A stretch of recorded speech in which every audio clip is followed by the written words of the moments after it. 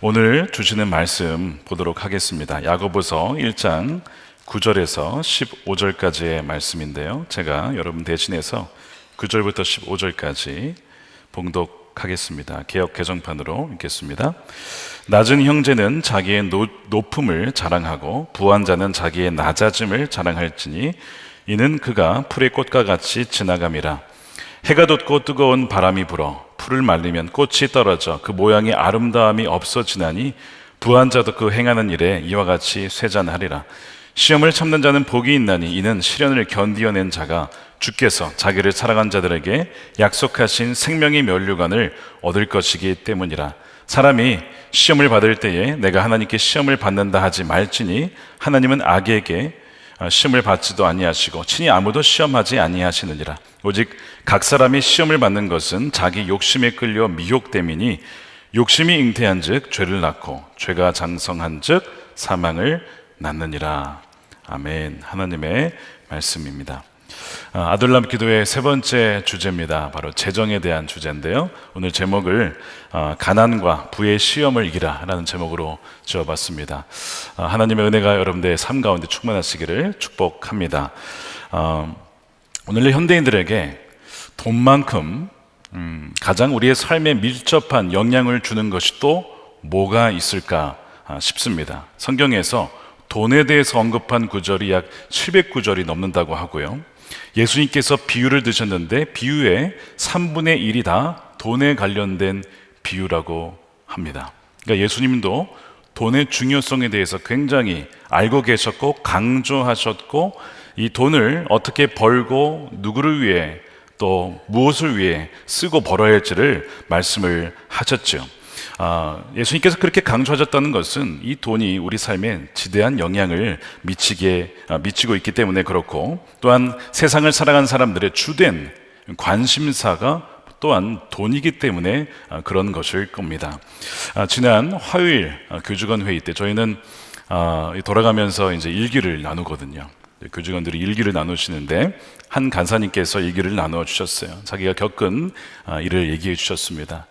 자녀가 넷인데 한 자녀가 이제 신발을 신다가 오래 신어가지고 낡은 거예요.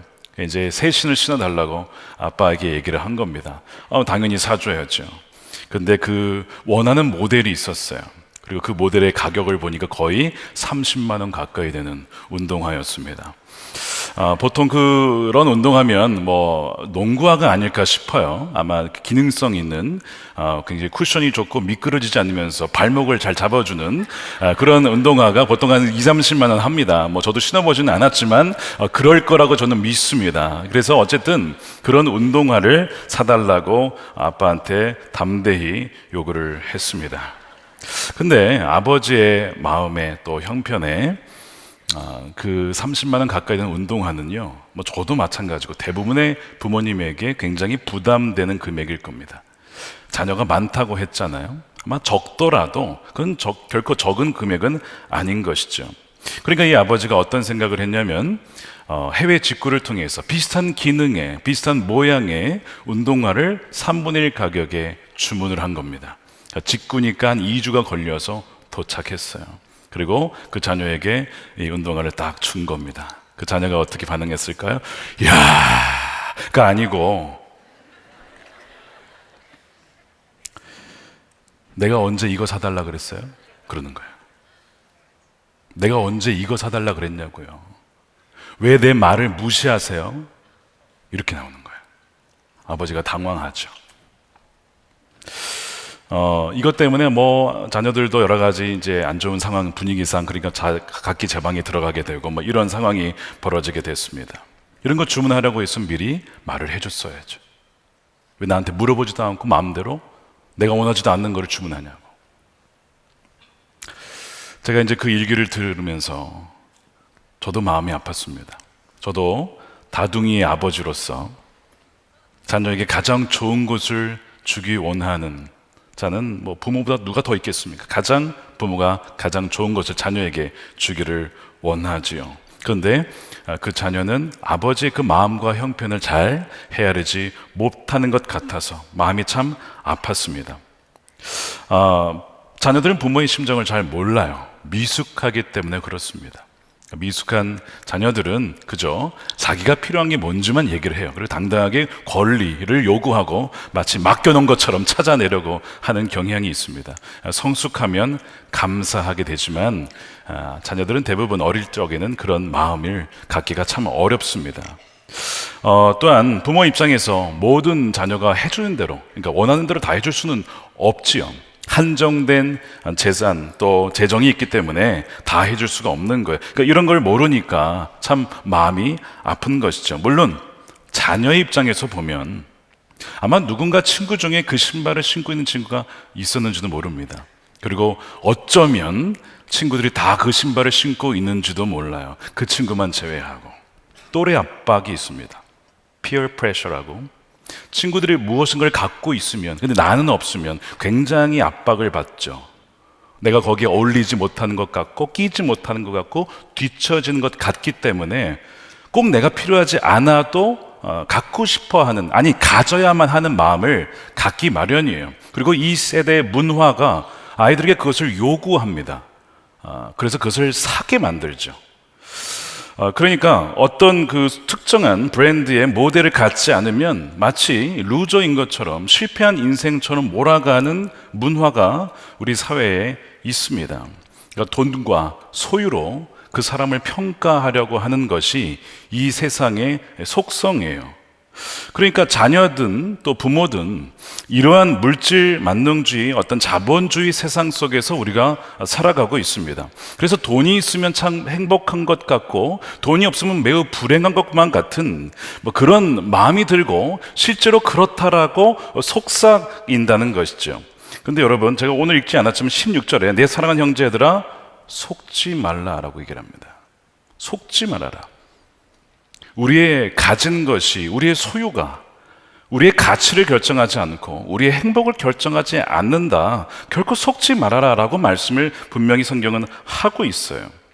이 만몬, 돈의 신이 지배하는 세상에서 우리가 살아가고 있는데, 이러한 세상에서 예수님만 바라보며 살라, 예수님만 의지하며 살라라고 하는 삶이란 과연 무엇이고 과연 그것이 가능하겠냐 라고 하는 질문을 한번 제가 던지고 싶습니다. 또한 많은 그리스도인들이 겪는 이슈 중에 월세와 전세 이슈가 있습니다. 저도 미국에서 유학생 할 때 기숙사에서 살다가 아파트로 이사한 적이 있습니다. 근데 아파트가, 여러분, 미국의 아파트는 우리의 그 아파트가 아닙니다. 그러니까 우리로 얘기하면 연립주택 같은 거예요. 2층, 3층의 낮은 한 층에 한 4, 5가정이 몰려 사는 서민들의 집이죠. 그 아파트에 산 적이 있는데, 이슈가 뭐냐면 1년이 지나면 가격이 오른다는 데 있습니다. 가격이 오르면 100불에서 150불, 200불 가까이 왔다 갔다 해요. 얼마나 오를까? 조마조마한 거예요. 많이 오르면 살 수가 없으니까. 많이 오르면 어떻게 돼요? 다른 데로 이사 가야 되니까. 그게 걱정이 되는 거죠. 한국은 뭐가 걱정이 됩니까? 전세값이 오르면 1,000, 2,000, 3,000, 4,000, 5,000 오르면 그거 어떻게 할 거예요? 그 모아둔 돈이 있습니까? 있으면 내면 되겠지만 없으면요? 어디서 돈을 구합니까? 대출해야 될까요? 대출이 안 된 사람은 어떡합니까? 이사를 가야죠. 이런 일들이 계속 반복이 되니까 그리스도인이라면 이런 상황 속에서 제외죠? 제외가 아니고, 예외가 아니고 그리스도인들도 세상 안에서 살기 때문에 이런 영향력에서 벗어날 수가 없다는 거예요. 우리가 물질 자본주의 세상에 살기 때문에 그렇습니다. 지금 이 젊은 세대를 N4 세대라고 부릅니다. 여러분, N4 세대의 의미 아시죠?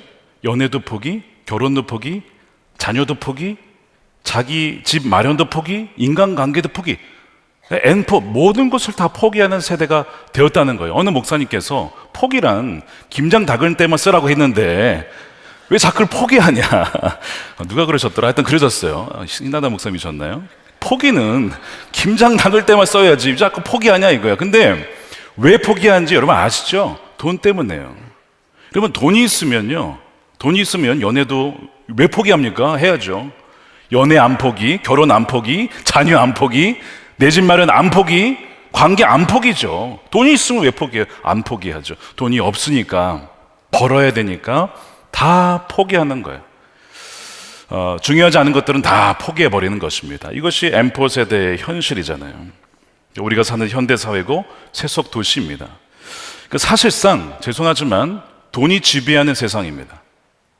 돈이 지배하는 세상이라고요. 과연 여기서 다시 한번 묻겠습니다.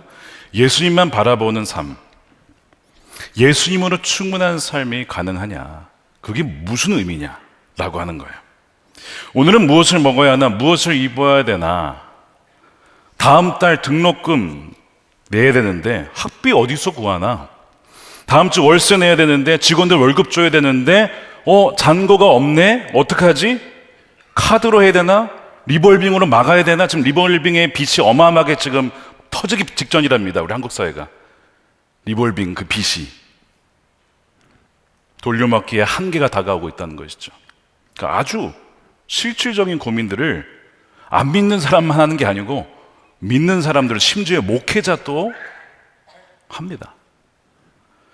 그러니까 이런 이슈에 대해서 예수님이 뭐라고 하셨냐면 무엇을 마실까 입을까 염려하지 말라라고 분명히 말씀을 하셨어요. 그 말씀은 분명합니다. 마태복음 6장 26절에 공중의 새를 보라 심지도 않고 거두지도 않고 창고에 모아들이지도 아니하며 하늘 아버지께서 기르시나니 너희는 이것들보다 귀하지 아니하냐? 걱정하지 마. 하늘 아버지께서 다 먹이실 거야 라고 말씀을 하셨어요. 그러니까 지난번에 한창수 목사님 오셔서 간증해 주셨잖아요. 어머니 돌아가시고 아버지는 전라도 어디예요? 무안으로 떠나가시고 형도 누나도 뭐 공부한다고 다 떠나가고 혼자 남았어요. 근데 중고등학교를 혼자 보냈습니다. 어떻게 보낼 수 있었냐? 초등학교 4학년 때 교회 가면 필통 준다 그래가지고 그냥 52주를 다 참석해가지고 필통을 받았다는 거 아닙니까? 그리고 그 다음에 5학년 때에 우리 주일학교 선생님을 만났어요. 김미자 권사님이 롬파리파 읽어보시면 나옵니다. 김미자 권사님 선생님께서 말씀 공부를 하는데 이 마태복음 6장이 나온 거잖아요. 너희 하늘 아버지께서 기르시나니 창수야 너는 이것들보다 귀하지 아니하냐 라는 그 말씀. 오늘 있다가 내일 아궁이에 던져진 들풀도 하나님이 이렇게 입히시거든 하물며 너일까 보냐. 창수야 하물며 너일까 보냐. 그 말에 충격을 받고 뭔가 마음이 먹먹해지더래요. 전에는 한 번도 받아보지 못한 위로를 그 권사님에게서 마치 어머니 같은 사랑을 느꼈다는 겁니다. 그리고 그 목사님의 삶을 하나님께서 지금까지 너무나 정확하게 인도하시고 먹이시고 입히시고 이제 하나님의 메신저로 세우시고 계세요. 그러니까 하나님은 분명히 이 약속을 신실하게 지키고 계신 것이죠. 그래서 많은 분들이 이 간증을 듣고 은혜를 받으셨어요. 제가 가락몰 갔다가 어떤 분을 만났는데 그분이 저를 보더니 놀라시더니 목사님이시죠? 맞네요. 그러다가 하신 얘기 뭔지 아세요? 제가 그때 이 말씀 이거 롬파리팔 너무 은혜 받았어요. 제가 그 은혜를 받고 지금 시장에 온 길입니다. 이런 얘기를 하시더라고요. 얼마나 은혜를 받아줬으면 저를 보자마자 그 얘기를 하실까 싶을 정도로 많은 분들이 은혜를 받으셨어요. 근데 어떤 분들은요 은혜를 받지 못하시더군요. 왜 그런지 아세요? 자기의 삶하고는 전혀 상관이 없는 일 같다는 거예요. 다른 나라 사람들 이야기 같다는 거예요. 그분들의 말도 일리가 있습니다. 왜냐하면 재정의 이슈가 항상 뭐 아니면 또 이렇게 명확하게 딱 해결이 되는 것이 아니기 때문에 그래요. 그러니까 딱딱 이게 문제가 해결이 되면 나도 그걸 경험해 봤을 텐데 그거를 경험하지 못한 분들도 상당히 많기 때문에 이런 얘기를 들으면 그건 그 사람에게나 벌어지지 이렇게 생각을 한다는 것입니다. 근데 여러분 더 중요한 문제가 있어요. 이 재정의 문제를 해결하는 것도 너무 중요한 문제인데 재정과 관련해서 하나님께서 훨씬 더 중요하게 보시는 문제가 있습니다. 그것이 뭔지 아십니까? 재정의 문제가 다가올 때마다 나는 누구의 자녀지? 라고 하는 이 질문을 던진다는 거예요. 돈 문제에 부딪혔을 때 그 돈 문제는 우리의 됨됨이, 우리의 존재가 어떤 존재인가를 드러내 줍니다. 돈 문제에 부딪혔을 때 마치 하나님은 안 계신 것처럼 하나님께서 죽으신 것처럼 반응하는 자가 있는 반면에 어떤 이는 나의 아버지 되시는 하나님께 나아가고 그분께 맡기는 자가 있어요. 그러니까 그 자는 하나님의 자녀라고 하는 것이 재정의 문제를 통해서 입증이 되는 것이죠. 그러므로 우리가 매일 마주하는 이 재정의 문제는 우리가 진정 하나님의 자녀인가를 묻는 질문입니다. 그런 점에서 우리 삶에는요, 뭐가 있냐면 테스트가 있어요. 시험이 있어요. 바로 재정의 시험입니다. 오늘 12절에 보면요, 이렇게 되어 있어요. 시험을 참는 자는 복이 있나니 이는 시련을 견디어낸 자가 주께서 자기를 사랑하는 자들에게 약속하신 생명의 면류관을 얻을 것이기 때문이라. 이 시험을 참는 자, 그러니까 쉽지는 않아요. 이것이 재정의 시험이라면 재정의 고통의 이 시간들을 보내는 것은 이 견뎌야 할 정도로 힘든 일입니다. 그러나 그것을 견뎌내는 자는 복이 있다라고 말씀하는 거예요. 그래서 야고보서 1장 2절에 너희가 여러 가지 시험을, 종류가 여러 가지가 있어요. 믿음 때문에 받는 박해의 시험도 있고, 재정의 시험도 있고, 건강의 시험도 있고, 부의 시험도 있고, 다양한 여러 가지 시험이 있습니다. 근데 이 시험이라는 단어의 이 원래 헬라어의 의미가요, 페이라스모스가 어떤 뜻이냐면 금속을 불로 연단시키고 불순물을 제거하기 위해서 이렇게 두드리는 행위를 뜻합니다. 그러니까 시험이 다가오는 것은 우리 안에 있는 불순물을 제거하기 위해서 마치 이 망치로 두들기듯이 우리를 두들겨 보는 거예요. 너 정말 하나님 자녀야? 너 정말 하나님 아버지가 너의 아버지인 걸 너 정말 믿어? 진짜야? 라고 이렇게 두들기는 행위라는 것이죠. 그러면 우리 안에 우리가 순금이라면요, 그 어떠한 그 불순물이 나오지 않아요. 그런데 우리 안에 불순물이 있으면요, 불신앙, 믿는 줄 알았는데 실은 안 믿는 거였어요. 내가 아버지를 믿는 줄 알았는데 실은 내가 돈을 믿고 있었고, 사람을 믿고 있었고, 관계를 믿고 있었고, 나의 경험을 믿고 있었어요. 그것이 드러나게 되는 거예요. 언제요? 시험을 당할 때, 두드림을 당하니까 이게 튀어나오게 되는 것이죠. 그래서 시험은요, 믿음의 시험입니다. 내가 누구의 자녀인지, 누구를 의지하고 누구를 의존하고 있는지를 드러내주기 때문에 그래요. 그래서 이 믿음의 시험은 우리의 매일의 일상의 삶을 테스트로 바꾸어 놓습니다. 본래 이 믿음의 시험이라는 것은 우리가 예수님을 믿기 때문에 당하는 어떤 고난에 참여하는 것과 연관되어 있는 시험이거든요. 그러니까 예수님을 주로 모시고 예수님을 따라가고 십자가를 지고 가다 보면 당하는 어떤 어려움들이 있어요. 고난이 있어요. 경건하게 살려고 하면 받는 박해가 있기 때문에 그렇습니다. 그런데 이 믿음의 시험에는 뭐가 있냐면 재정의 시험이 있다는 거예요. 그래서 이 재정적으로 힘든 시기를 겪을 때 이 시험을 오늘 본문은 다른 단어로는 시련이라고 번역을 했어요. 12절에 나오는 시험이라는 단어가 영어 성경어를 보면 trial이라고 해서 시련이다라고 번역을 했습니다. 고되고 힘들기 때문에 그런 것이죠. 이 시험은 하나님으로부터 오기도 하고 하나님이 직접 주신 건 아니지만 하나님이 허용하셔서 우리 삶에 벌어지도록 허용함으로써 우리에게 일어나기도 합니다. 근데 시험이 주어지는 이유가 있어요. 그 사람의 현재 믿음의 상태, 성숙한 정도와 영적 여정의 위치를 보여주기 위함입니다. 말씀드린 대로 이 시험은 우리의 됨됨이와 그 다음에 우리의 존재가 어떠한지를 입증을 시켜요. 그래서 이 시험은요, 누구에게는 오고 누구에게는 오지 않고 이런 게 아니고 모든 이들에게 매일 옵니다. 우리가 자각하지 못할 뿐이에요. 모든 이들에게 거의 매 순간 온다는 거예요. 그런데 이것이 누군가에게는 테스트, 즉 시험이 되어서 자신의 참됨을 입증하는 시험이 되기도 하지만 누군가에게는 이 테스트가 유혹이 된다는 점에 있습니다. 이것이 굉장히 다른 점이에요. 테스트가 유혹으로 바뀔 수 있다는 것이죠. 그래서 오늘 이 야고보서 1장 12절에 시험이라는 아까 그 페이라스모스라고 하는 이 헬라어가 13절과 14절에서는 다른 단어로 번역이 원래 됩니다. 한글 성경은 그냥 시험으로 번역해서 차이를 못 느끼지만 영어는 단어를 바꿔버려요. 뭘로 바꾸냐면 temptation으로, tempt로 바꿔요.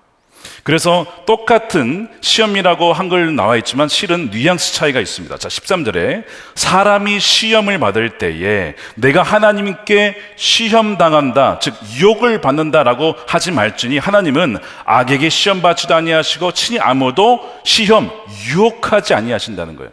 정확한 번역으로 하면 하나님은 사람들이 죄를 짓도록 유혹하지 않으신다는 거예요. 근데 어떤 사람이 느끼기에 왜 하나님 나를 이렇게 시험 들게 하시지?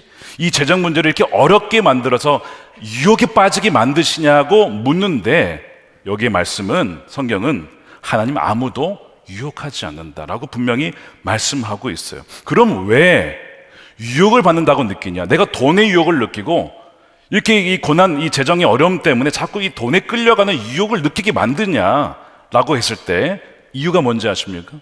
성경은 뭐라고 하냐면 그 이유가 우리 안에 욕심 때문에 그렇다고 얘기를 합니다. 자, 그래서 14절입니다. 우리 함께 읽어볼게요. 시작. 오직 각 사람이 시험을 받는 것은 자기 욕심에 끌려 미혹됨이니. 똑같은 페이라스모스가 시험, 테스트이지만 그 사람 안에 욕심이 있다면 그것이 유혹으로 바뀐다는 겁니다. 그래서 그 유혹으로 바뀌게 되면 나중에 그 유혹에 빠지면 죄를 짓게 되고, 그 죄를 지은 그 결과 열매, 최종 열매는 사망이라는 것이죠. 유명한 말씀이죠. 15절에 욕심이 잉태한 즉 죄를 낳고 죄가 장성한 즉 사망을 낳느니라. 그러니까 하나님은 원래 테스트하기 위해서 너가 정말 누구의 자녀니 한 것인데 그 사람 안에 있는 욕심 때문에 죄가 태어나고 말았어요. 그리고 죄가 자라게 되어서 사망으로 가게 된다는 거예요. 과연 가룟 유다가 처음부터 그 죽기로 예정된 것이냐 아니면 욕심 때문에 죽은 것이냐, 여러 가지 해석에 대한 분분한 의견이 있어요. 둘 다 맞다고 보는 거예요. 둘 다. 욕심 때문에, 돈 욕심 때문에 그렇게 사망으로 가게 되었다는 것이죠. 한 가지 쉬운 예를 들면요, 이제 다니엘 금식 기도를 작정하신 분들 계실 거예요. 이제 11일부터 30일까지 내가 아침이든 점심이든 저녁이든 한 끼를 금식해야겠다라고 결단을 하면요, 여러분 시험이 꼭 옵니다. 어떤 시험 오는지 아시죠? 누가 꼭 음식을 갖다 줘요. 맛있는 음식을. 그 시간에, 내가 금식을 작정한 그 시간에 말이죠. 알면서 준 거 아닌가? 이런 생각이 들 정도로, 놀리는 건가 싶을 정도로 꼭 그 시간에 맛있는 거를 준단 말이에요. 예를 들면 브링클 치킨이라든가 에그타르트 이런 디저트를 꼭 드시라고 가져오는 경우가, 너무 제가 좋아하는 것만 얘기했나요?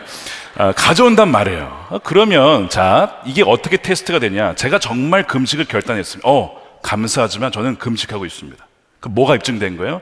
저의 마음의 중심이 입증된 거예요. 이거 진짜네, 이거. 가짜 아니네, 이거 정말 결단했네. 입증이 되는 거예요. 그런데 이런 경우가 있어요. 딱 갖다 줬더니 유혹이 되는 거예요. 그러면서 아니 내가 지금 금식하는데 왜 이걸 갖다 주냐, 이거. 왜 나를 유혹하냐 이거예요. 여러분, 이게 유혹한 겁니까? 아무 잘못 없어요. 그 음식은 아무 잘못도 없고 갖다 주신 것도 아무 잘못이 없어요. 그것이 유혹이 되는 이유는 단지 내 안에 식탐입니다. 식탐이 욕심이 되어서 유혹이 되는 거예요. 먹고 싶다. 금식이고 뭐고 내일 하지 내일부터 시작 이러면서 유혹에 빠지는 것은 뭐 때문에요? 내 안에 욕심 때문에 유혹에 빠진다라고 하는 이야기를 이 야고보서에서 말씀하고 있는 거예요. 그러니까 하나님은 사람을 유혹하지 않죠. 테스트는 하실 수 있습니다. 만약 누군가가 유혹을 받는다면 그것은 전적으로, 내가 유혹을 받는다면 어떤 것이든 내 안에 뭔가 욕심이 있다는 거예요. 그걸 알아야 된다는 것이죠. 그 테스트는 항상 어떤 유익이 있어요. 내 안에 이런 면이 있네, 내 안에 식탐이 있네, 내 안에 욕심이 있네, 내 안에 정욕이 있네, 이런 것이 그때에 드러나게 된다는 거예요. 왜요? 이 시험은 됨됨이 그 사람의 진짜 모습을 드러내주기 때문에 그래요. 과거의 선조들이 그 사람의 됨됨이를 파악하기 위해서 어떻게 알 수 있을까, 그 사람의 진짜 모습을 라고 했을 때 이런 얘기를 했습니다. 돈을 줘봐라. 돈을 주면 바뀌는 사람이 있다. 사람이 바뀌는 거예요. 명예를 줘봐라. 그러면 그 사람이 바뀐 사람이 있어요. 권력을 줘봐라. 그걸 가지고 테스트를 하는 거예요. 그래서 준비되었느냐, 이 사람이 정말 지도자의 자격이 있느냐를 그런 걸로 테스트를 했다는 거예요. 근데 제가 플라톤의 국가론을 읽어보니까 비슷한 내용이 거기에 담겨 있어요. 무슨 얘기냐면 그 책은 소크라테스와 제자들의 대화거든요. 이런 질문이 나와요.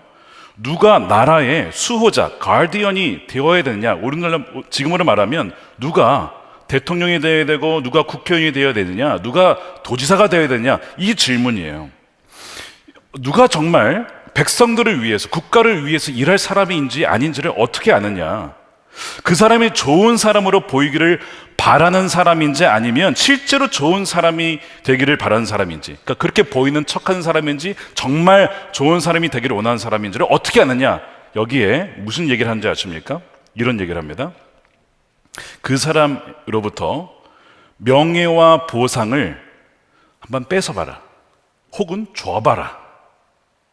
명예와 보상을 줬을 때 그 사람이 바뀌냐, 그거를 뺏어갔을 때 어떻게 반응하는지를 보면 그 사람의 중심을 알 수가 있다. 그 얘기를 하는 거예요. 명예와 보상이 없어도 시험을 견뎌내고 진정으로 자신이 옳다라고 믿는 길을 묵묵히 걸어가는지 아닌지를 보라는 것이죠. 그래서 명예와 보상만을 탐하는 이들, 탐심이죠. 절대 국가의 수호자로, 정치인으로 세우면 안 된다, 이 얘기를 하고 있어요. 왜냐하면 그들 안에 있는 욕심과 탐욕으로 인해서 나라를 망하게 만들 것이기 때문에.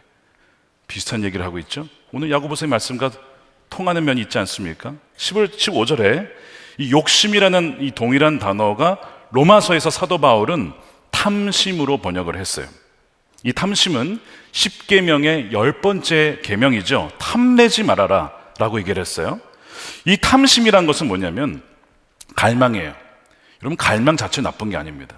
우리가 뭐 먹고 싶은 거, 자고 싶은 거 다 갈망이죠. 하나님은 우리를 그렇게 만드셨습니다. 문제는 뭐냐면 이 탐심은 갈망인데 정당하지 않은 갈망, 혹은 갈망하지 말아야 될 대상을 원하는 왜곡된 갈망이라는 데에 있습니다. 그래서 이 10번째 계명에서 탐내지 말라고 했을 때 뭘 탐내지 말라고 했죠? 이웃의 재산 탐내지 말아라, 이웃의 아내, 배우자 탐내지 말아라 라고 말씀하고 있어요. 정당하지 않은 왜곡된 갈망이라는 것이죠. 하나님이 내게 주신 것이 있어요. 그것이 뭐 재산이든 그것이 배우자든, 근데 거기에 만족하지 못하고 거기에 불평할 때 부적절한 갈망이 일어나는데 그것이 탐심이라는 것이죠. 그래서 간음은 무엇이냐, 하나님이 나에게 주신 배우자에 대해서 내가 감사하지 못할 때 간음이 일어날 수 있는 아주 좋은 환경이 조성되는 거예요. 배우자에게 감사하지 못할 때 간음이 일어날 수 있는 좋은 환경을 여러분들이 지금 가르드닝 하고 있는 거예요. 간음이 자랄 수 있도록 땅을 고르고 있는 거라고요, 지금. 그러니까 이 감사 없음이 왜곡된 갈망, 즉 탐욕을 불러일으킬 가능성이 점점 높아지게 된다는 거예요. 그래서 내게 주신 배우자 외에 다른 남자, 여자가 나타났을 때에 그 사람에게 유혹이 되는지 아닌지는 그 사람에게 달린 것이지 다른 사람이 유혹해서가 아닙니다. 물론 유혹해서도 문제겠지만, 유혹을 해도 내 마음이 중심이 있으면 뭐가 유혹이 돼요? 내게 주신 하나님 배우자가 있는데 왜 유혹이 되냐고요. 유혹이 되는 것은 내 안에 왜곡된 갈망이 있다는 겁니다. 그걸 보게 된다는 거예요. 내가 왜 유혹을 느끼지? 이게 뭐지? 알아차려야 돼요. 이게 굉장히 미묘하다는 거예요. 그러니까 유혹을 해도 내가 거절하면 끝이거든요. 여러분, 요셉 이야기 들어보셨잖아요. 보디발의 아내가 막 유혹을 해도 요셉이 거들떠도 안 봅니다. 요셉이 거절한 것은 보디발의 아내이기 때문만은 아니라고 말씀을 드렸어요.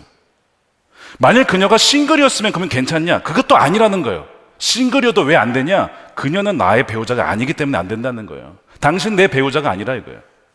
나도 싱글, 당신도 싱글이니까 괜찮다가 아니고.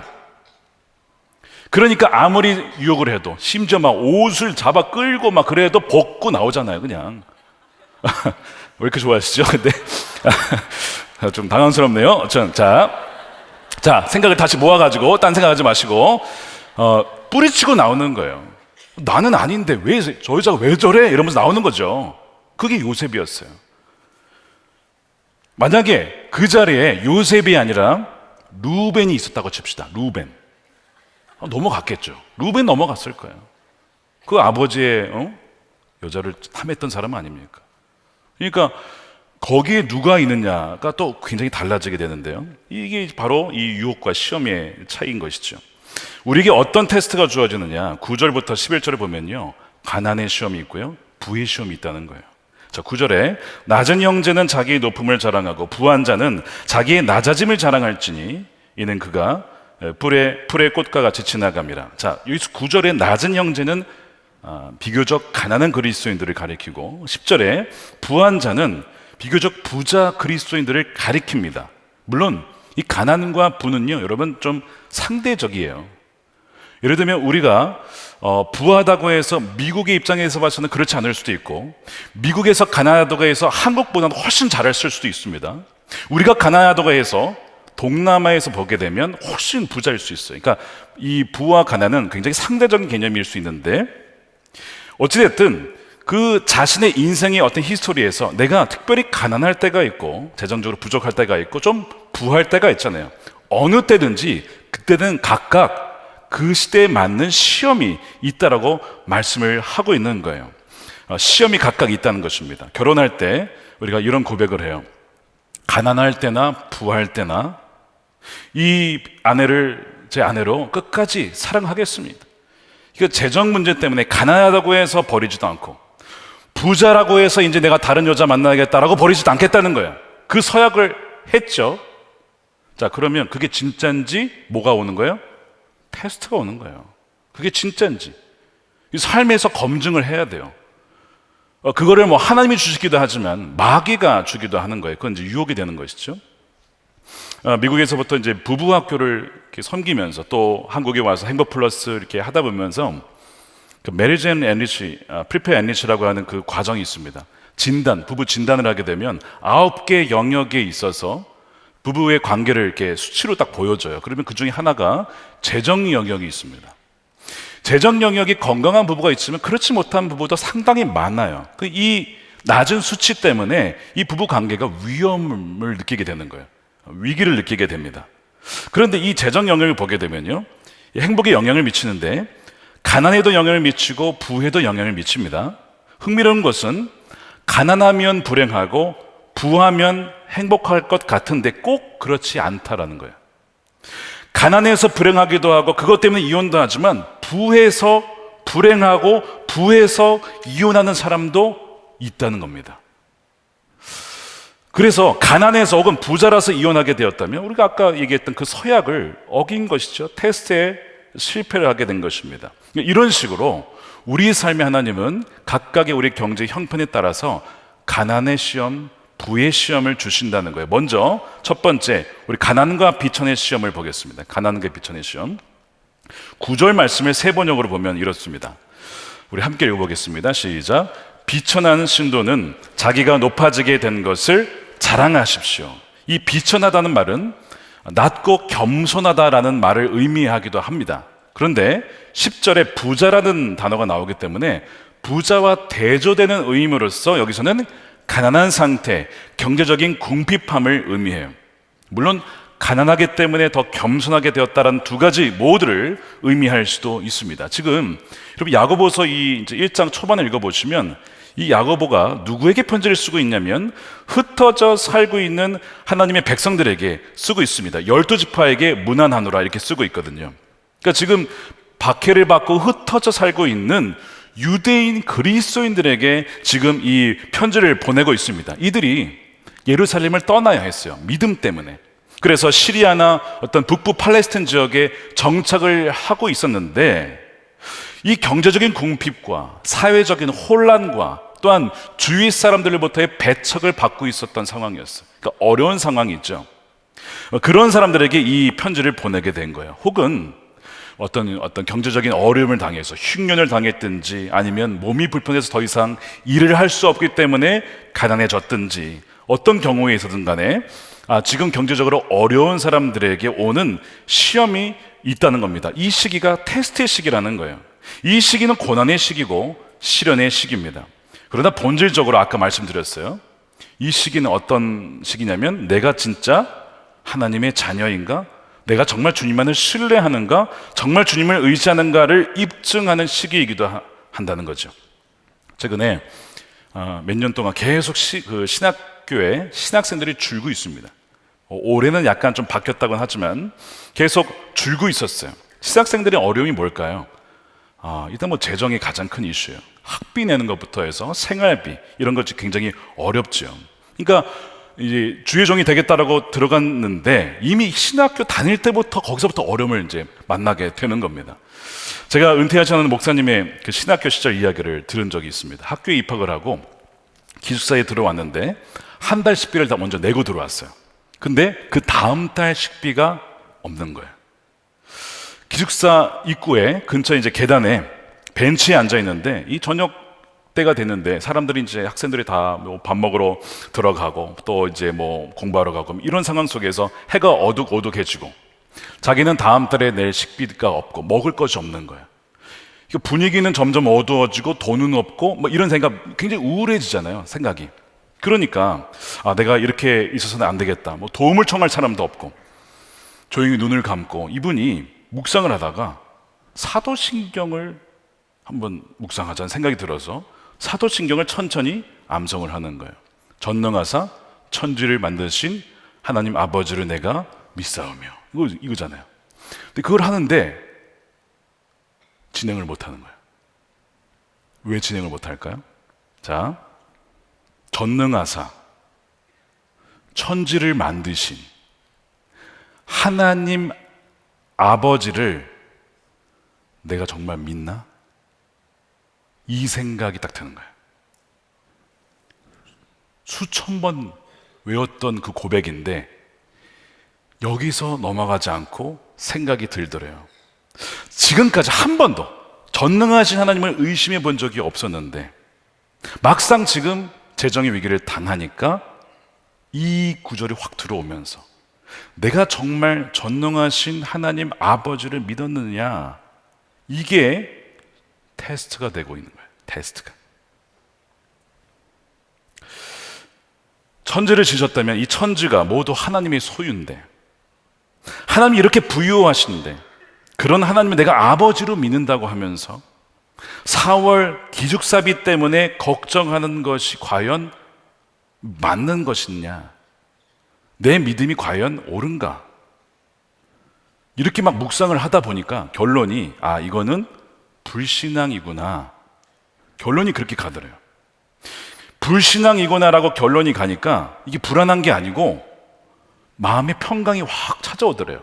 하나님 아버지가 전능하신 하나님이신데 천지를 지으셨고 그분이 남의 아버지가 아니고 나의 아버지시지라고 하니까 그냥 말할 수 없는, 뭔가 이루 말할 수 없는 평강이 이렇게 찾아오더래요. 아직 잘 몰라서 그런 것 같습니다. 네, 아직 초반에 신학교 가서 이 신앙의 이 삶의 위기를 잘 많이 겪지 않아가지고 그냥 믿었던 것 같아요. 어쨌든 그런 결론을 갖고 가고 있는데 뭐 그렇게 그냥 지나갔어요. 그리고 이제 뭐 다시 기숙사에 들어간 겁니다. 며칠이 지났어요. 감리교신학교 그 앞을 지나고 있는데 그 학교 격리 주임이신 그 당시 그 장로님이셨답니다. 지나가다가 문득 자기를 보더니 툭 말을 건네는 거예요. 아르바이트 자리가 있으니 한번 해볼 생각이 있느냐? 왜 그걸 나한테 물어봐요, 갑자기? 누군가가 여러분에게 붙잡고 물으실 때에는 여러분 그냥 지나치시면 안 됩니다. 하나님께서 역사하실 때는 사람을 통해서 보내실 때가 있기 때문에 부담스러운 질문을 받더라도 이게 하나님께서 나에게 말씀하시는 건가, 여러분 그렇게 물을 수 있는 영적인 굉장히 센스가 있으셔야 합니다. 그 질문에 생각이 있죠. 지금까지 저희가 생각했던 게 그거니까. 그래서 뭐냐고 물었더니 그 당시에 여선교사, 미국의 여선교사님이 스타크턴이라는 분이 이제 학교에서 기독교 교육을 가르치고 있었는데 그 집에 가서 도와주는 게 있다는 거예요. 그거 요청하는 거 도와주면 된다는 겁니다. 그래서 그 집에 가봤더니 비서가 계셨어요. 비서가 이 선교사님이 아직 한국말이 서투르니까 그걸 이제 도와주고 통역해주고 이런 걸 도와주고, 자기 할 일은 무엇이냐면 일주일에 2번 정도 가서 그냥 서가에 책 정리하고 청소하는 거, 일주일에 2번 그것만 하면 되는, 별로 부담이 없잖아요. 그래가지고 그날 첫날 잘 해가지고 가려고 하는데 그 비서가 부르더래요. 왜 부르나 했더니 이게 일을 다 하고 다 끝난 다음에 주는 게 아니고 돈을 먼저 주는 거예요, 먼저. 그래서 수표를 끊어주더래요, 수표를. 근데 그 당시 수표를 처음 봤대. 이게 뭔가, 수표에 쫙 써가지고 이거를 광화문에 어느 그 은행에 갖다 주면 돈을 준다는 거예요. 말도 안 되는 일이죠. 그래가지고 받아가지고 웬 종이를 가지고 광화문 어느 그 은행에 가서 이거를 딱 준 겁니다. 무슨 일이 있겠거나 싶어가지고 봤더니 갑자기 돈이 이만큼 나오더래요. 자기가 집었는데 한 손에 다 못 집고 두 손으로 해가지고 황금 뭉치를 가져와 할 정도로 집에 와서, 기숙사에 와서 세어보니까 봄학기 그때 식사비, 가락기, 기숙사 식비, 도서비, 용돈을 다 하고도 남는 액수였다는 거예요. 며칠 전에 자기가 절망 중에 사도신경을 외웠는데 하나님께서 그 고백을 들으시고 자기의 믿음을 테스트하셨는데 자기가 그때 결론을 삼았잖아요. 하나님 나의 아버지시다. 하나님이 그 기도를 들으셨구나 하는 것을 경험하게 된 거예요. 여러분, 그분의 그 아버지 하나님이 누구세요? 저와 여러분의 하나님이십니다. 믿으십니까? 그 돈을 받으신 분이 저희 아버지세요. 저희 아버지가 신학교 때 일이에요. 그 일을 겪으셨던 거를 저한테 얘기하시면서 글로 써주셔서 저에게 보내주셨는데 제가 무슨 생각이 들었을까요? 다윗아, 너의 진짜 아버지는 하나님이시다. 그거 잊지 말아라. 너의 진짜 아버지는 내가 아니고 하나님 아버지시다. 저는 그 마음을 느꼈어요. 아버지께서 그거를 가르쳐 주시는 거구나. 물론 우리의 재정의 문제가 항상 이런 식으로 해피엔딩으로 끝나지 않는 것은 사실입니다.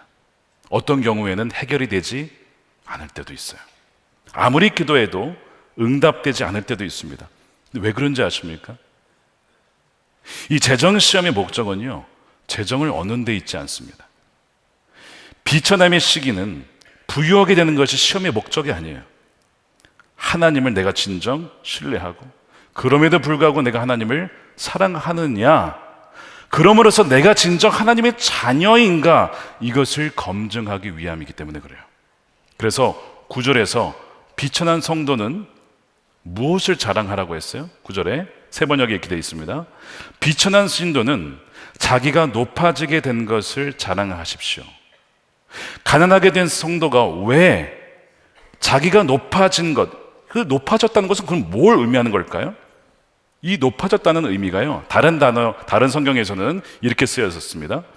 성령이 위로부터 우리에게 오실 것이다 할 때 그 위로부터, 똑같은 단어예요.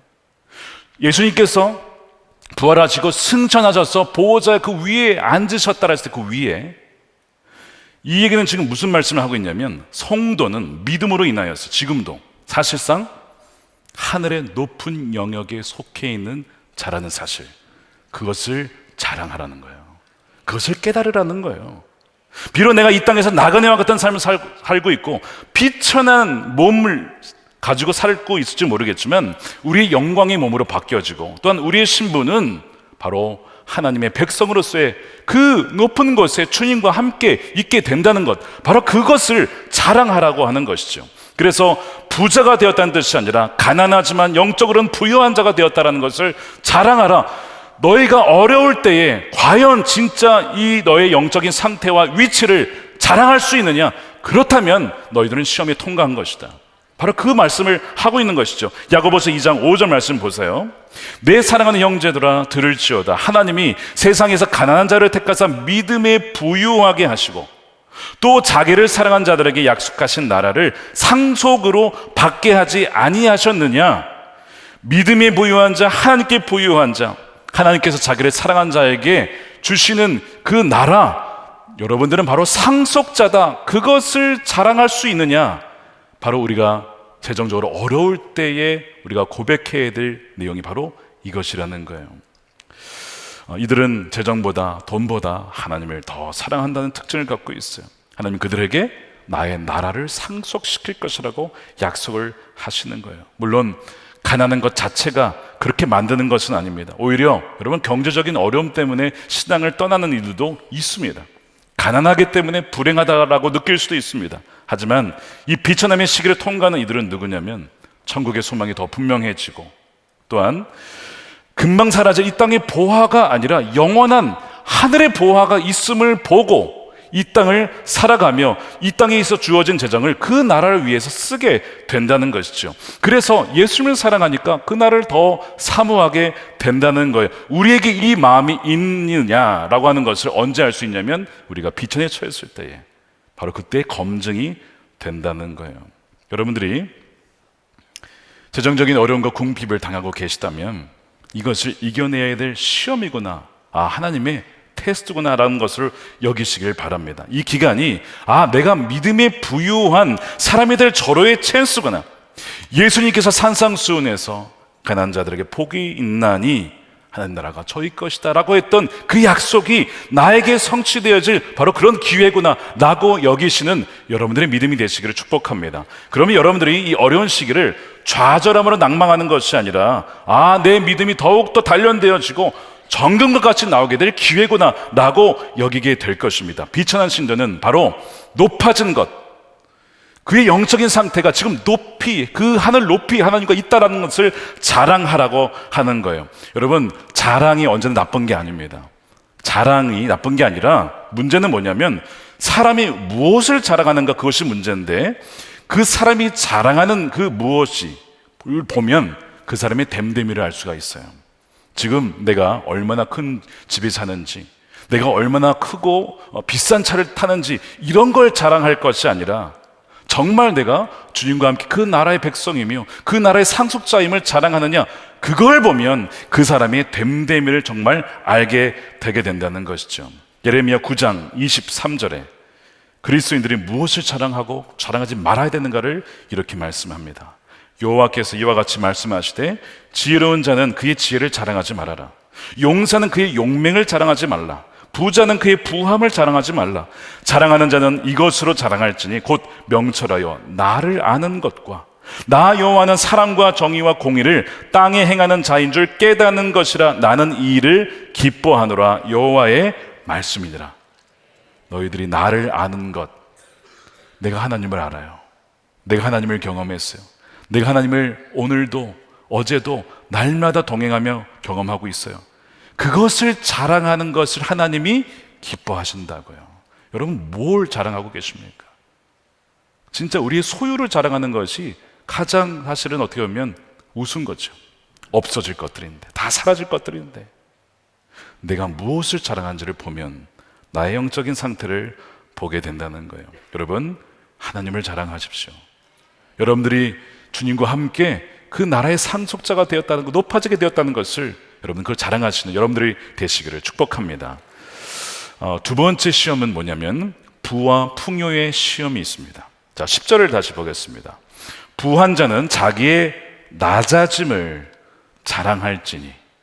반대죠. 아까는 높아짐을 자랑하라고 했는데 이번에는 부한 자는 자기의 낮아짐을 자랑할지니 이는 그가 풀의 꽃과 같이 지나감이라. 이 부한 자도 그리스도인 부자인 것으로 보는 것이 자연스럽습니다. 아까도 신자였고 그 대비해서 부유한 사람을 말하는데요. 또한 야고보서 1장에 보면 수신자가 분명히 12지파라고 말씀을 들었는데 흩어져 있는 12지파, 부유한 그 유대인들 중에 복음을 듣고 그리스도인들이 된 사람들이 있었습니다. 바로 그 사람들을 말하는 거예요. 또한 여러분, 삭개오도 부자였죠. 근데 예수를 믿고 나서 자신의 재산 절반을 나눠주고 또한 4배로 갚겠다 뭐 이런 얘기로 자신의 회개에 합당한 열매를 드러냅니다. 그는 더 이상 부의 종이 아니라 바로 부를 자신의 종으로 삼아서 하나님 나라를 섬기겠다라고 그렇게 결단을 한 겁니다. 빌립보의 루디아가 장사를 해서 기업인이었습니다. 복음을 받아들인 부유한 그리스도인 중에 한 명 있죠. 성경은요, 돈을 나쁘게만 보지 않습니다. 아브라함이 물질적으로는 부자였죠. 이삭은 100배의 수확을 거두었습니다. 그럴 사람들이 그래서 시기를 했습니다. 아리마대 요셉은 자신의 무덤이 있어요. 돌무덤이 있었습니다. 굉장히 비싼 거죠. 그런데 그것을 예수님께 드렸어요. 그러니까 이 성경은 불교같이 무소유를 가르치지 않고 뭘 가르칩니까? 이 모든 것이 하나님이 우리에게 잠시 맡겨주신 것이다. 우리는 청지기다. 청지기를 가르치고 있어요. 우리는 창조주도 아니고 소유주도 아닙니다. 목사님, 저는 건물주입니다 라고 하시는 분들이 계실 거예요. 너무 귀하시죠, 건물주. 근데 여러분, 건물주도 소유주 아닙니다. 그게 시험이에요. 내가 건물을 소유했어요. 주님이 무슨 시험을 하시죠? 이게 정말 너 거라고 생각하니? 제 거 아닌가요? 이 시험입니다. 너 거 아닌데, 내 건데, 너에게 잠시 준 건데. 이 시험이에요. 부한 시험이 있어요. 청직이라는 겁니다. 그러니까 그런 점에서 부유한 것과 풍요한 것도 엄청난 시험이에요. 부가 주어졌을 때, 여러분, 부라는 것이 뭐 대단한 게 아닙니다. 사실 저희가 한국에 살면요, 웬만하면 저 IT나 아프리카나 웬만한 사람보다 훨씬 더 잘 살아요. 그 자체가 이미 부유해요. 부가 주어졌을 때 그 사람이 진정 하나님을 주인으로 여기고 자신을 신실한 청지기로 여기는지 아니면 자신을 주인이요 소유주로 여기는지가 드러나게 돼요. 부는 자랑할 것이 못 된다라고 말씀을 드렸어요. 왜냐하면 오늘 본문에 후반부에 뭐라고 되어 있냐면 부유한 재정과 재산은 마치 풀의 꽃과 같이 지나갈 것이다, 사라질 것이다 라고 말씀하기 때문에 그렇습니다. 세상의 보물은 지속되지 않고 사라집니다. 우리가 영원히 소유할 수 있는 것이 아니에요. 11절 말씀을 세 번역으로 보겠습니다. 해가 떠서 뜨거운 열을 뿜으면 풀은 마르고 꽃은 떨어져서 그 아름다운 모습은 사라집니다. 이와 같이 부자도 자기 일에 골몰하는 동안에 시들어 버립니다. 돈과 부유함은 마치 뜨거운 사막에 부는 바람에 의해서 풀이 말라버려서 죽는 것 같이 그렇게 사라진다는 겁니다. 어느 미련한 자가 그 죽을 풀을 붙잡고 있겠습니까? 의지하겠습니까? 근데 돈이 무서운 건 뭐냐면 마치 이 돈이 영원할 것처럼 우리에게 일시적인 편안함과 안전함을 주고 우리를 속이기 때문에 그래요. 오늘 말씀이 뭐라고 그랬어요? 뒤에 속지 말라라고 얘기하잖아요. 돈은 중립적이지 않습니다. 돈은 물질이긴 하지만 영적인 힘이 있어요. 그래서 예수님이 이 돈을 그냥 돈이라고 하지 않고 매먼이라고, 만먼이라고, 돈의 신이라고 말씀을 했습니다. 영적인 존재라는 것입니다. 그래서 많은 사람들이 돈신을 섬기는 거예요. 여러분 베스트셀러 책 보세요. 다 상위권 뭐예요? 다 돈에 대한 얘기입니다. 돈에 대한 얘기예요. 11절 후반부에 부자도 자기 일에 골몰하는 동안에 마치 그 풀처럼 시들어버린답니다. 이 무슨 얘기인지 아세요? 부자가 자기 재산을 유지하고 늘리는 일에 골몰해 있습니다. 이게 추구합니다. 영어로 pursues라고 썼어요. 추구를 해요. 어떻게 하면 이 재산을 유지할 뿐만 아니라 더 늘릴 수 있지? 수익을 5%, 10%, 20% 수익을 늘릴 수 있는 데가 어디지? 뭐 골몰하죠. 근데 말씀은 골몰하는 동안 마치 풀과 꽃처럼 그 사람이 시들어 버린다는 거예요. 그의 생명이 시들고 영적 생명이 시든다는 겁니다. 근데 본인은 몰라요, 그걸 말하고 있는 거예요. 아침에 일어나면 혹시 그런 분들이 계십니까? 주식이 얼마나 올랐나, 빨간색인지 초록색인지 화살표가 위로 있는지 아래에 있는지를 확인하는 분들도 계실 거예요. 상향이면 기분이 좋고 하향이면 기분이 다운이 되고 왔다 갔다 하는 것이죠. 열심히 죽어라 돈을 법니다. 열심히 해서 돈을 모아요. 웨슬리도 돈을 많이 모으라고 했어요. 뭐 그건 나쁜 것이 아닙니다. 그런데 그렇게 하느라 아이들과의 시간, 아이들이 자라는 것들을 보질 못했어요. 그 시간 돌아오지 않습니다. 나중에 돈을 많이 모았어요. 야, 이 정도면 괜찮다. 이제는 자체적으로 다 알아서 돈을 버니까. 근데 그 돈을 버느라 몸이 다 망가졌어요. 이제는 병원 가서 치료를 해야 되는데 돈이 너무 많이 들어요. 그리고 번 돈을 다 거기에 쏟아요. 그리고 죽는 거예요. 말씀이 그 얘기를 하고 있는 거예요. 부자가 자기 일에 골몰하는 동안에 시들어 버린다. 예수님이 뭐라고 했습니까? 두 주인을 섬길 수 없다. 내가 무엇에 골몰하고 있느냐, 무엇에 기뻐하고 무엇에 슬퍼하고 내 기분이 무엇에 그렇게 좋아하고 다운되고 왔다 갔다 하느냐. 이 돈이 이래서 무서운 거예요. 속인다는 겁니다. 이생의 보물을 쥐느라 영생의 보물을 쥐질 못해요. 이걸 놔야 되는데 이생의 보물을 잡고 있느라 영생의 보물을 놓쳐버린다고요. 그게 누구예요? 미련한 처녀들, 어리석은 부자. 누가복음에 16장에 나오죠. 어리석은 부자. 기회가 있었는데 다 놓쳐버렸어요. 마태복음 19장에 부자 청년 얘기 잘 아시죠? 굉장히 부자였습니다. 게다가 신앙이 얼마나 좋은지 율법을 다 지켰어요. 거의 다 지켰어요. 딱 하나 빼놓고. 예수님께서 재산을 팔아라. 못 팔겠대요. 그의 문제는요, 부가 아니라 부에 대한 그의 자랑과 의지와 신뢰였습니다. 그는 부에 자신의 몸과 영혼을 아예 맡겨버렸어요. 돈이 무엇을 할 수 있는가에 대한 믿음이 하나님에 대한 믿음보다 훨씬 더 컸다는 데 있습니다. 여러분 잘 보세요. 돈이 무엇을 할 수 있는가에 대한 믿음이, 내가 생각하는 믿음이 있어요. 아니, 돈이, 야, 이 정도 돈이 있으면 이 정도 일을 할 수 있지 라는 믿음과 하나님께서 행하실 수 있어 라는 믿음이, 여러분 어느 쪽이 더 크십니까? 돈이 크면 클수록 하나님과 비교할 수 없이 이게 크다는 걸 아마 인정하실 거예요. 이게 뭐 만약에 뭐 10,000원이면 아예 뭘 할 수 있어 10,000원으로. 100,000원이면 뭐 100,000원 가지고 할 수 있지. 1,000,000원, 1억, 10억, 100억, 그 돈이 할 수 있다는 믿음이 점점 커진다고요. 그럼 하나님은요? 정말 하나님도 그렇게 하실 수 있다고 믿으십니까? 아니면 이게 할 수 있어라고 믿죠. 이게 부자 청년의 영적 상태입니다. 그래서 하나님 나라에 못 들어간 거예요. 부에 대한 지나친 신념, 의지, 신뢰가 그가 하나님 나라에 들어가게 못하게 한 장애물이었다고요. 그런데 이 청년 이야기가 과연 이 사람만의 이야기입니까? 우리 이야기 아닙니까? 돈이 무엇을 할 수 있는 자에 대한 믿음, 그 믿음이 너무 견고하지는 않습니까, 우리가? 부할 때에 이게 이런 시험이 온다고요. 너 가진 돈, 야, 너 너무 그걸 믿는 거 아니야? 그 돈으로 무엇을 할 수 있다라고? 너의 노후를 보장해 줄 수 있다라고 믿는 거 아니야? 라고 하는 그 믿음, 계속 우리에게 도전하는 거예요.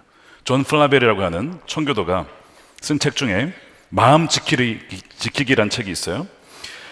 여기에 보면 가장 위험한 영적인 위기 상황 12가지를 소개합니다. 우리의 삶에서 벌어질 수 있는 12가지 상황을 쫙 소개를 해요. 예를 들면 가족의 죽음, 너무나 안타까운 일이죠. 그 다음에 궁핍할 때, 형통할 때, 환난할 때, 교회가 고난을 당할 때, 모욕을 당할 때, 분노할 때, 뭐 이런 쭉 시기가 나와요. 영혼의 시즌이죠. 가장 위험한 때가 언제인지 아십니까, 여러분? 여기서 이 저자가 주장하는 믿음의 고난을 당할 때가 아니고 번성할 때입니다. 번영할 때. 이때가 가장 큰 시험이요, 위험할 때라는 거예요. 다윗이 사울에 쫓기고 가난할 때 위험한 게 아니고 생명의 위협은 있었지만 그때는 영적으로 가장 부유했던 시기죠.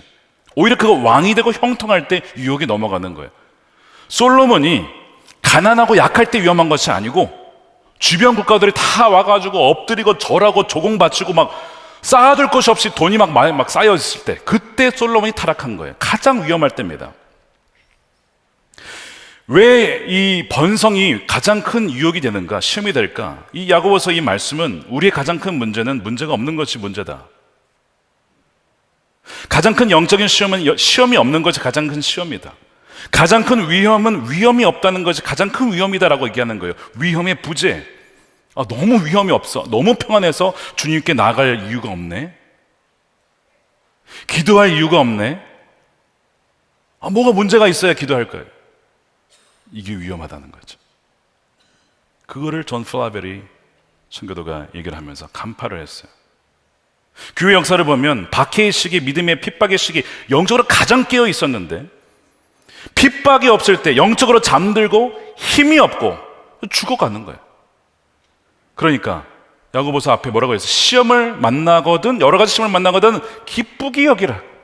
기쁘게 여기라. 이 시험의 시기가 우리가 주를 의지하게 되고 또한 연단받아 정결케 만들기 때문에 그렇다는 거예요. 그러니까 여러분, 번영은 하나님이 주신 복이면서도 동시에 하나님을 버리고 신앙을 떠날 수도 있는 가장 큰 시험이자 유혹이 될 수 있어요. 그 12세기의 영성 신학자 성 버나드가 이런 얘기를 했습니다. 번영 속에서도 겸손한 자를 보는 것은 세상에서 가장 진귀한 자를 보는 것이다. 번영 속에서도 겸손한 자가 바로 10절이 말하는 그 부자예요. 부한 자는 자기의 낮아짐을 자랑할지니. 이 부한 자는 돈과 부를 자랑하지 않는 부자입니다. 자기의 낮아짐을 자랑한대요. 뭐냐면 낮아졌다는 것은 부자 그리스도인들이 믿음 때문에 핍박을 받는 상태를 말해요. 믿지 않았으면 이런 핍박과 그 어려운 형편에 있는 사람들과 같이 그런 일을 겪을 이유가 없는데 믿었기 때문에 그런 사람들과 같이 취급을 받는 거야. 주님 보시기엔 이것이 귀하다는 거죠. 자기의 부를 자랑하는 것이 아니라 이제는 그 그리스인들과 낮아진 모습과 함께 그 형편에 있는 것을 기뻐하는 그 모습을 주님은 기뻐하시고 귀하게 여기신다는 거예요. 그 사람도 내 가진 재물을 자랑했었던 삶에서 이제는 주님을 알고 나서 주님과 연합을 하고 주님과 함께하고 하나님 백성들과 함께한다는 것이 얼마나 기쁜지를 아는 사람이 된 거예요. 그래서 자기의 사회적 위치의 낮아짐을 자랑하더라는 것이죠.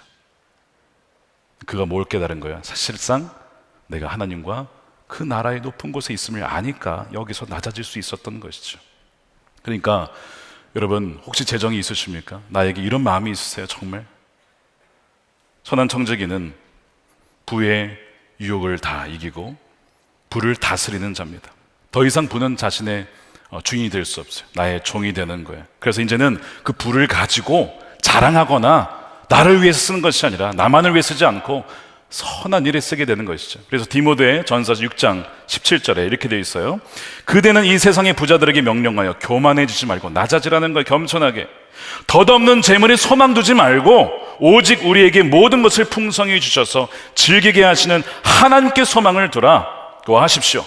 또 선을 행하고 좋은 일을 많이 하고 아낌없이 베풀고 즐겨 나누어 주라고 하십시오. 그렇게 하여 앞날을 위하여 다가오는 그 하나님 나라를 위하여 든든한 기초를 스스로 쌓아서 참된 생명을 얻으라고 하십시오. 사라질 재물을 영원히 가질 수 있는 방법이 있어요. 바로 여기서 나오잖아요. 아낌없이 베풀라. 선을 행하고 좋은 일을 많이 해라. 즐겨 나누어주면 이것은 사라지지 않고 다 그 나라에 쌓인다는 거예요. 영원한 보물이 된다는 거예요. 우리가 오늘 헌금했잖아요. 여러분, 이것이 사라지는 줄 아십니까? 하나님 반드시 기억하십니다. 너 그날 금요일날 GMTC 선교회 위에서 헌금했지. 그게 여기 있잖아. 비교할 수 없는 영원한 가치로 쌓여 있는 거야. 그 말씀을 하고 있는 거예요. 참된 생명을 얻으십시오. 덧없는 재물, 사라질 재물, 불확실한 재물에 마음을, 소망을 두지 말고 하나님께 소망을 두라. 말씀을 읽겠습니다. 우리의 두 가지 시험이 있어요. 하나는 가난과 비천함의 시험이 있고, 또 하나는 부와 풍요의 시험이 있습니다. 모든 사람에게 시험이 와요. 그 각 사람의 형편에 따라서 다른 형태로 다가올 뿐입니다. 그러나 이 시험의 양쪽에 다 본질은 뭐라고 했습니까? 내가 누구의 자녀인가? 정말 하나님이 나의 아버지신가? 내가 정말 하나님을 의지하는가? 아니면 내가 돈의 위력과 돈이 무엇을 할 수 있는가를 믿는가? 바로 그 시험에서 검증이 나고 결판이 나고 나타나게 된다는 거예요. 사랑하는 여러분, 이 가난과 부의 시험을 이기시기를 축복합니다. 오직 예수님이 우리의 전부가 되시고 하나님 우리의 아버지가 되시고 우리의 삶을 친히 인도하시고 공중의 새보다 이것들보다 너희들이 귀하지 아니하냐라는 그 믿음으로 채워주시며, 또한 그리 아니하실지라도 하나님 주님과 동행하며 끝까지 믿음 가지고 나가겠습니다 라고 나아가는, 그리하여 주님과 함께 동행하며 주님 다시 오실 때에 주님 맞이할 수 있는 저와 여러분들의 삶이 되시기를 주님의 이름으로 축원드립니다. 우리 함께 찬양하겠습니다. 우리 귀한 찬양이죠. 충만이라는 찬양. 우리가 함께 우리 가사를 묵상하고 또 우리의 고백으로 담아서 이 찬양을 우리가 드리고 우리 세 가족과 함께 기도하는 시간 갖겠습니다.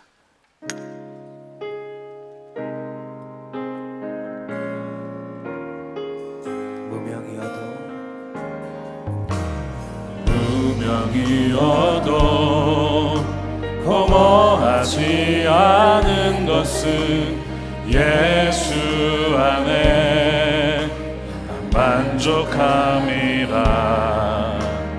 가난하여도 부족하지 않은 것은 예수 안에 오직 나는 부요함이라.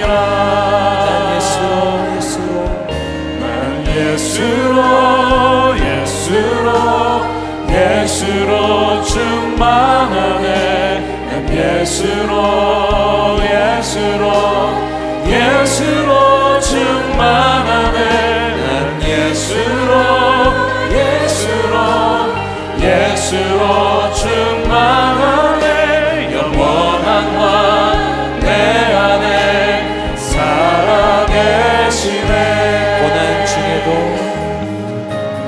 고난 중에도 견뎌낼 수 있는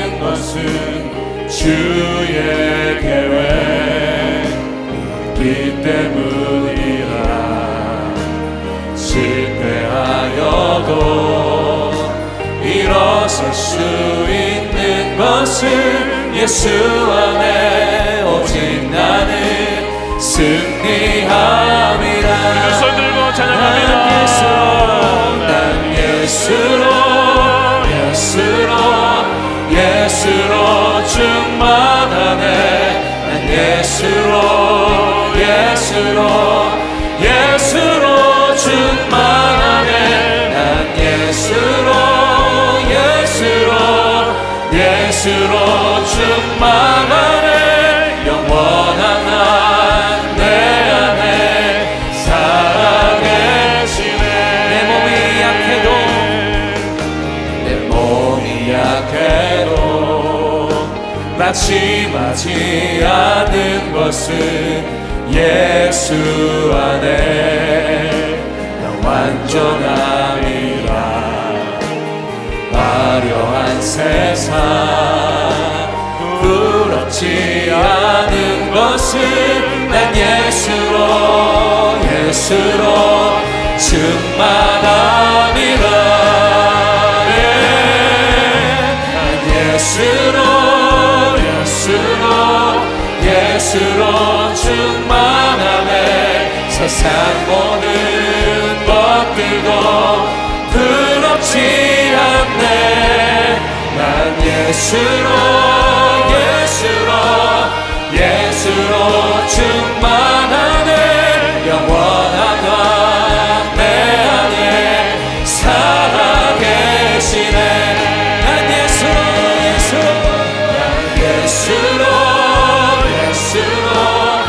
예수로 충만하네. 세상 모든 두렵지 않습니다. 두렵지 않네. 난 예수로 충만하네. 영원한 왕 내 안에 살아계시. 난 예수로 충만하네. 난 예수로 충만하네. 난 예수로 충만하네. 영원한 왕 내 안에 살아계십니다.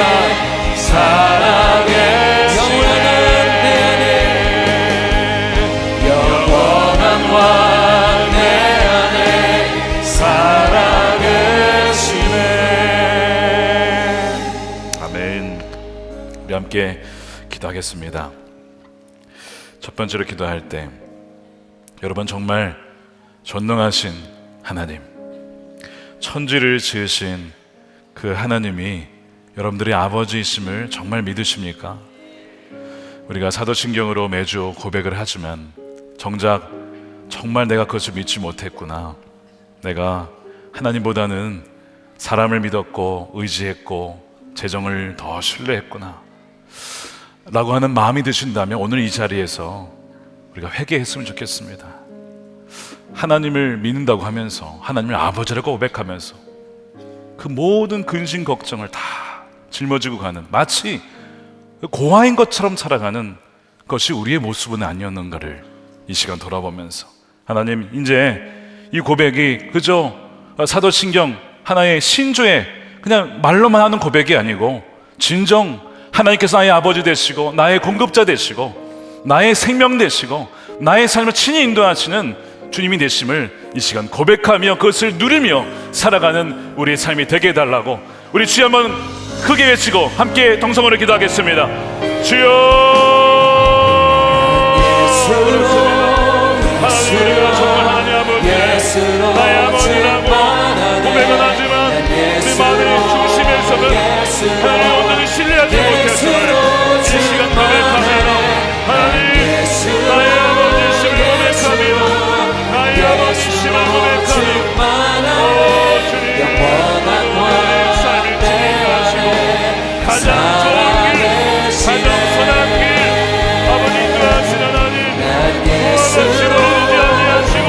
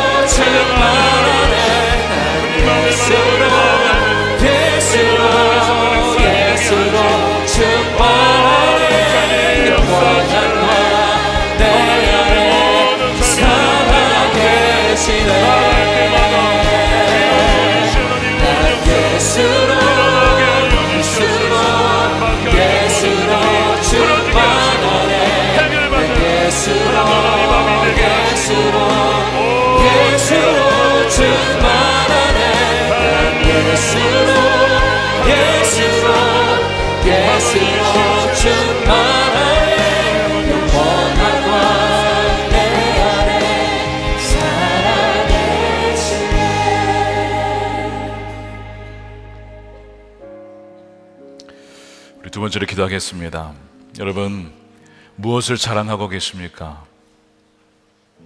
정말 우리가 주님으로 인하여서 주님과 연합해서 우리 신분이 정말 그 하나님 나라의 상속자로 높아졌다는 것을 정말 믿으십니까? 그걸 자랑하십니까?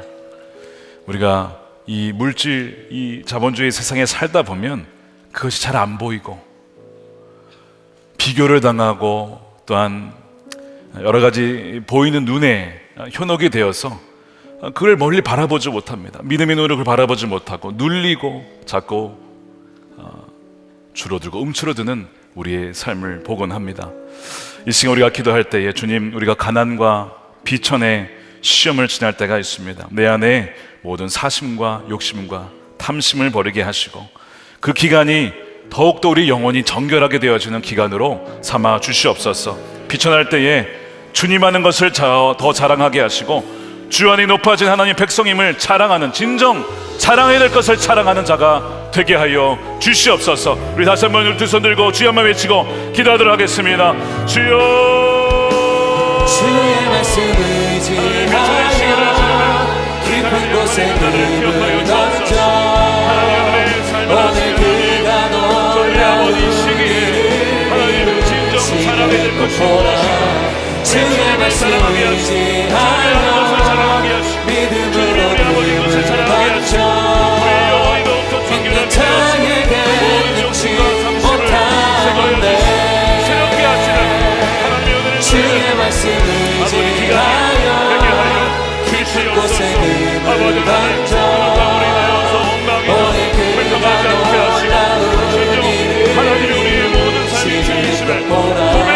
주의 말씀 의지하여 믿음으로 눈을 던져 믿는 자에게 능치 못하는데 주의 말씀 의지하여 깊은 곳에 눈을 던져 어느 그가 놀라운 일을 지금 보라. 주의 말씀 의지하여 믿음으로 그를 던져 믿는 자에게 능치 못하는데 주의 말씀 의지하여 깊은 곳에 눈을 던져 오늘 그가 놀라운 일을 지금 보라. 주의 말씀 의지하여 믿음으로 눈을 던져 믿는 자에게 능치 못하는데. 우리 마지막으로 기도하기에 앞서서 오늘 우리 다음 세대를 위한 기도의 날입니다. 우리 다음 세대를 먼저 기도받을 수 있도록 양보해 주시면 감사하겠습니다. 그 다음에 우리 안수 기도를 받으실 수 있겠습니다. 오늘도 우리 강단에 오셔서 간절히 기도하신 분들에게 하나님 또한 크신 은혜가 있게 될 줄로 믿습니다. 자, 이렇게 오셔서 기도하시면 되겠습니다. 세 번째로 기도하겠습니다. 여러분, 우리에게 하나님께서 생명을 주시고 우리에게 호흡을 주시고 우리에게 어쨌든 많든 적든 소유를 맡겨 주셨습니다. 이것은 다 우리의 것이 아니에요. 우리의 생명도, 우리가 가진 모든 것이 우리의 것이 아니라고요. 하나님이 창조 주시고 소유 주시고 우리의 주인 되십니다. 우리가 그것을 분명히 깨달을 때에 우리가 가진 것을 가지고 우리 위해서만 쓰는 것이 아니라 진정 주인의 왕의 뜻에 맞춰 그를 어디로 흘려보내야 될지, 누구를 도와야 될지 그를 깨달아 아는 자를 주님께서 기뻐하신다고 말씀하십니다. 이 시간 기도할 때에 주님, 부와 풍요의 시험을 지날 때가 있습니다. 우리에게 재정이 주어졌을 때에 재물의 소유주가 주님이심을 진정 고백하는 우리가 되게 해 주옵소서. 선한 청지기로서 덧없는 재물이 아니라, 사라질 재물이 아니라, 불확실한 재물이 아니라 하나님께 소망을 두게 하시고 선을 행하며 아낌없이 베풀며 즐겨 나누어주는 하나님의 선한 청지기로 살아갈 수 있도록 인도해 달라고 우리 두 손 들고 주의 마음에 외치고 간절히 기도하겠습니다. 주여, 주의 말씀을 의지하여 깊은 곳에 금을 던져 어느 그가 놀라운 일을 이루시는 것보다 주의 말씀을 의지하여 믿음으로 금을 던져 믿는 자에게 능치 못함 없네. 주의 말씀을 의지하여 깊은 곳에 금을 던져 오늘 그가 놀라운 일을 이루시는 것보다 주의 말씀을 의지하여 믿음으로 금을 던져 믿는 자에게 능치 못함 없네. 주의 말씀을 의지하여 깊은 곳에 금을 던져 오늘 그가 놀라운 일을 이루시는 것보다 주의 말씀을 의지하여 믿음으로 금을 던져 믿는 자에게 능치 못함 없네. 주의 말씀을 의지하여 깊은 곳에 금을 던져 오늘 그가 놀라운 일을 이루시는 것보다 주의 말씀을 의지하여